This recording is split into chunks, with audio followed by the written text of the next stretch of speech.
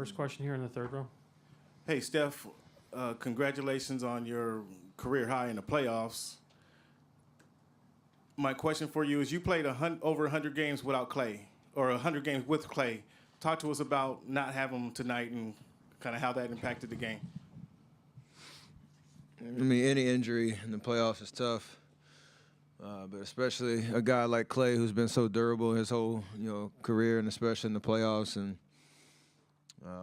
the way he had been playing as of late. So, it's no secret that we're a little injury plagued now, and guys trying to just find a way back to the court. But the moment is now. You got to try to have next man up mentality, like we always say, and just go out and fight. We did that tonight. We can play better, obviously, better on the defensive end. But I like the competitiveness that we had. Understanding, like we're missing 50 points pretty much between KD and Clay, so we'll adjust, and it's a long series. It's gonna be fun for us. As of now, do you expect to see them or have them back on Friday? I mean, I'm not sure. That process takes care of itself when with the work that they're putting in, our training staff and all that. Janie, all the way in the back. Hi, Steph. Janie McCauley from AP. Each time you had a big shot, it seemed like they found an answer every time from multiple guys. How difficult was that? I mean, they came down and hit big shot after big shot. Yeah, they played well the whole game. Like you said, every time we made a run or got the crowd into it, they either made a tough three or there was a tough foul call and they slowed the tempo down or something went their way. So,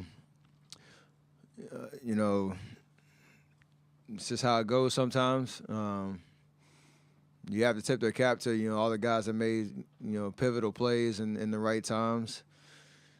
I think defensively in the first quarter we can get off to a better start to hopefully take a little bit of rhythm away. I think giving up 36 in the first quarter is tough, especially with a couple of guys down on our end. So we got to correct that for Game 4.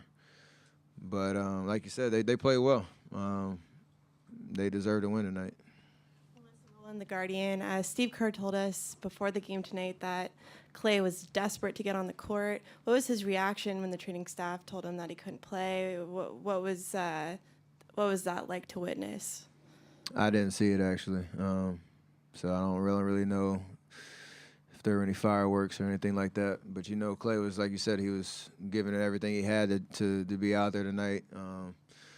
I think wisdom prevailed in terms of this is a potentially 7-game series, and you'd like to take advantage of tonight, but his overall health is important in terms of not taking away the rest of his of the series with something catastrophic happening. So hopefully he's back for Game 4. Bill, second row and right.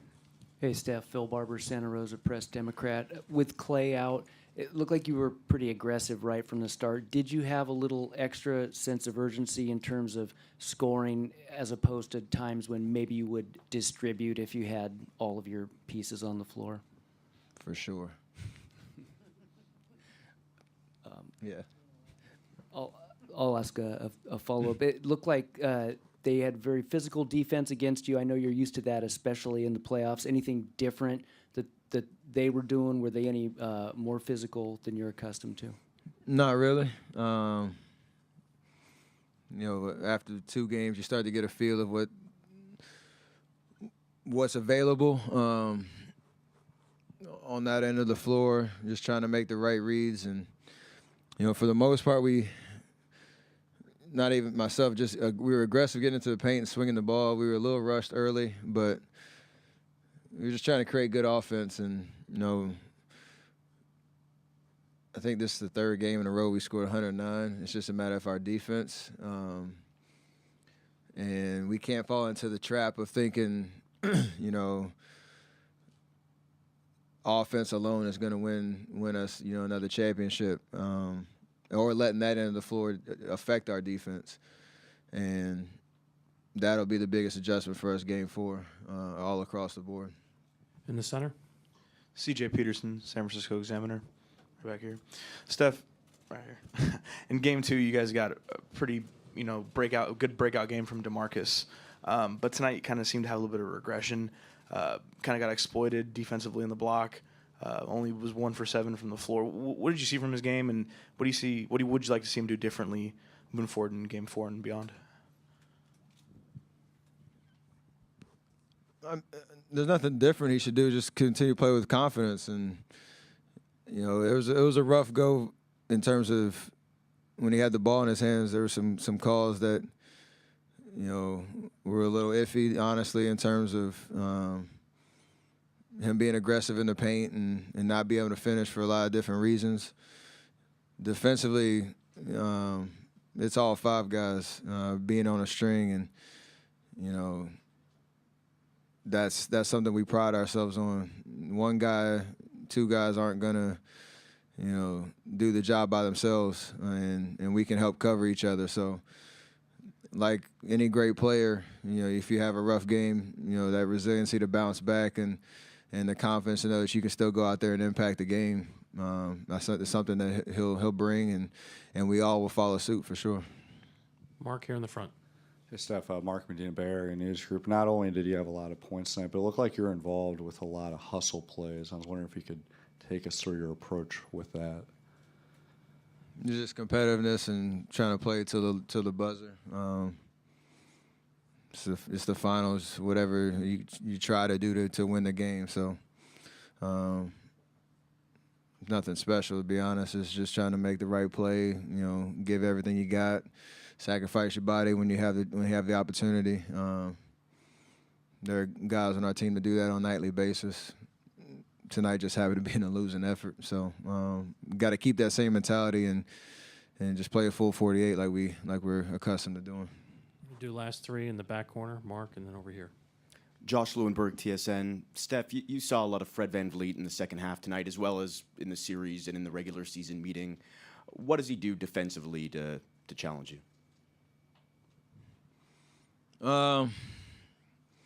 He's just consistent.